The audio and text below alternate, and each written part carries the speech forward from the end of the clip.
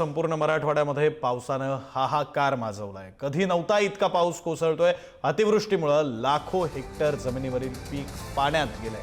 अशाच एका धाराशिवमधल्या पवारवाडीमधील शेतकऱ्याची ही अवस्था झाली आहे। जवळपास 11 एकर जमीन, त्यातली 7 एकरावर सोयाबीन पीक घेतलं होतं। मात्र सततचा कोसळत असलेल्या या पावसामुळे हातात आता काहीच उरणार नाहीये, असं या शेतकरी दाम्पत्याचं म्हणणं आहे। या शेतकऱ्याच्या घरातून आढावा घेतलाय आमचे प्रतिनिधी शेखर पाटील यांनी।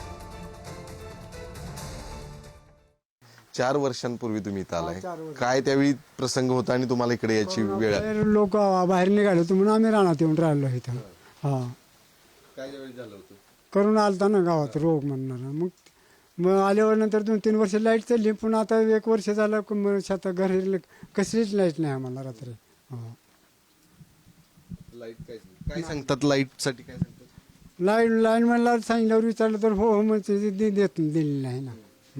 स्वतः पदरून आणा म्हणतात, करून फोल्ड राहून तार आणून स्वतः पदरून आणा म्हणतात। कोरोना त्यावेळी आलाय, त्यावेळी काय कशासाठी आला होता? कारण सगळे गाव सोडून तुम्ही म्हणूनच आलेला, जनावरांच्या कोठेत राहिलेला येऊन इथं। पुन्हा ही शेड जनावरांना ठोकलेलं होतं, आम्ही आपला पसारा आणून टेकला आणि राहिलो। शेतातच रमला।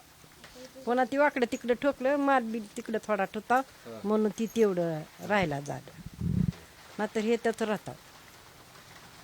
आता लाईटचं काय करते? लाईटीला काही येतच नाही, लाईटच येत नाही। आली तर कुठं ती नुसते बॅटऱ्या आणि शेटल्या चार्जिंग मोबाईल आहे तेवढी। सुरुवातीला लाईट होती होती होती सुरुवातीला भरपूर लाईट होती, पण ते आता कुठं पहिल्यानी लाईन आणि कुठं आहे का आता? तुमचे तुम्ही करा भरा, ती शिंगर वडा म्हणते ती असे म्हणाली। मग आम्ही एकल्या घरानं काय करावं?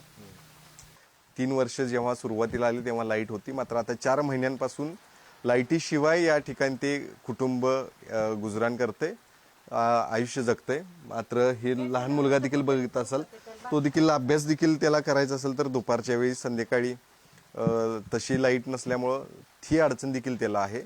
पुढच्या काही दिवसात हा लाईट या घरामध्ये येईल अशी अपेक्षा मी करतोय।